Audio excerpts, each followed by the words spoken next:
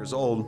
So basically, you started up, you were extremely goal set. You had a clear vision. Yep. You knew where you wanted to go. Was wealth the target? Was money the game, or was it the passion that you had that developed into the wealth? In the beginning, it was strictly money. I wanted to get rich. You wanted to get that wealth. I would love to tell you it was something different. No, but I wanted to become rich. Then I realized I was wasting all my efforts trying to get rich. I should have been focusing on getting wealthy, because when you focus on wealth efforts, rich comes along the way. Yeah, it does. It does. So I just wanted to get out of the jam I was in. I grew up in a beautiful family. We were financially struggling as a family. My mom was a waitress with 3 jobs, waiting on tables, raising 3 boys.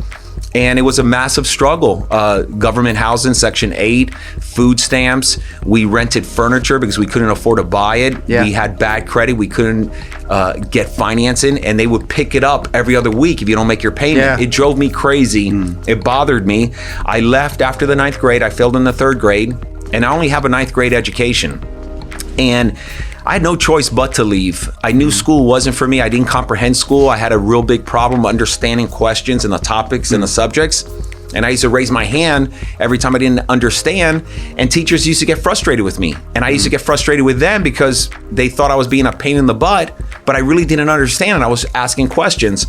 So I said, Mom, school's not for me. She didn't give me one pushback. She supported it.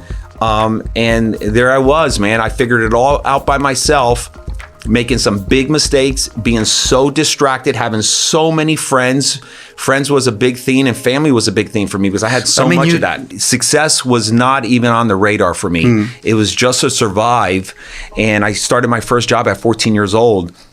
The success part, when I started realizing I can actually become successful, is when I started creating some sort of confidence. Yeah. And the confidence came from learning from some big mistakes. And that's why I'm telling a lot of young people, if you can limit some big mistakes, they're mandatory. You're gonna fail. You have to be willing to fail if you're gonna become successful. Because you have to try. Yeah, but so many are, for example, your story is amazing, and you work for these beautiful people, and the same effort goes into if you work for yourself, and you're maybe kind of distracted because you just had a job and you maybe you didn't see success for yourself. And I really believe for me, the distractions were my worst enemy. And then it became my best friend when I understood the power of not getting distracted. So many young people want to get there, but they're so preoccupied on so many distractions because there's no information. We talked a little bit looking at a Ferrari.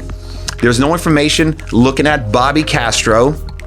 You need the information how to get to A to B, not A to Z. Yeah. And I used to be that person, A to Z. I kept failing and wondering what the heck is going on. If you look at the whole mountain, I skipped the process. Yeah, the mountain seems too big to climb too. You have to break it down into bite size. And I think that's one of the big mistakes I'm seeing coaching people is, they're seeing, hey, here you are, you have a private jet, whatever, Lamborghini, you have all that money. And they're like thinking, okay, the climb from where I am now, working at Walmart or wherever you are, that climb is just so incredibly, it's too much. Be about relationships and not transactions.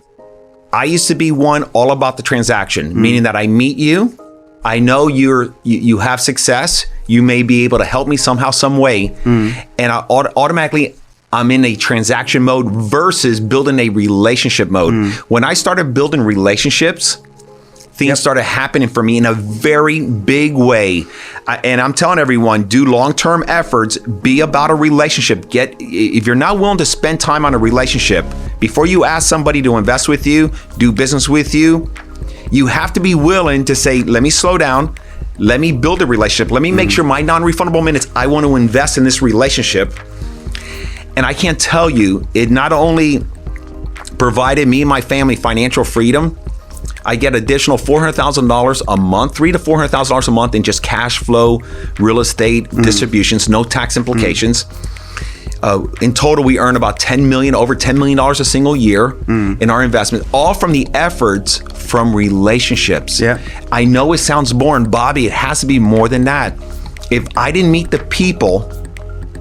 right people, I wouldn't be sitting here today. Bobby, how did you meet the right people? First, you have to delete some people out of your life, beautiful people, but people that already have the same information you have, and you're all stuck. So you might as well say, time out, Bobby, I'm moving on, and start surround yourself with new, like this new chapter I'm in. Yeah.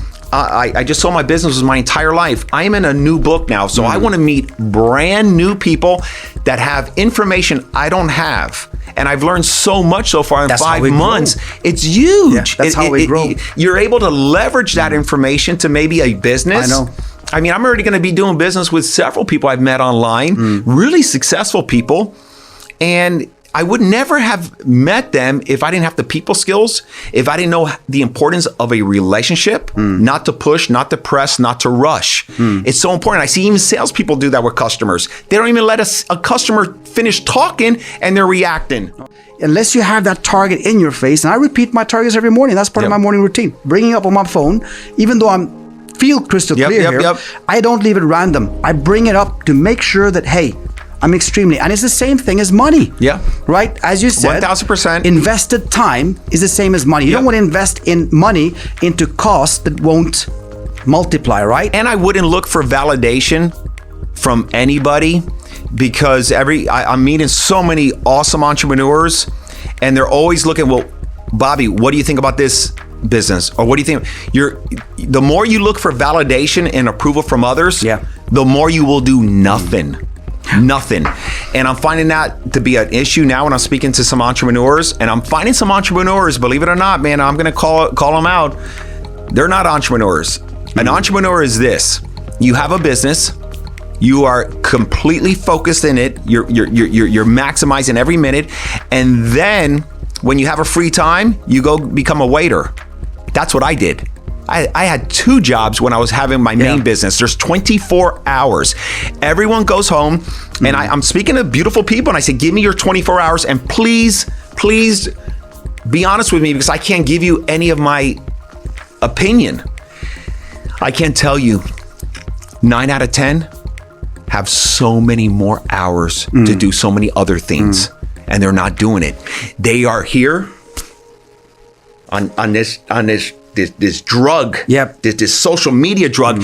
You use social media like I am using it, where I'm connecting, meeting bona fide relationships that are in line with some of my visions on where I want to go. I am not meeting relationships that are DJs.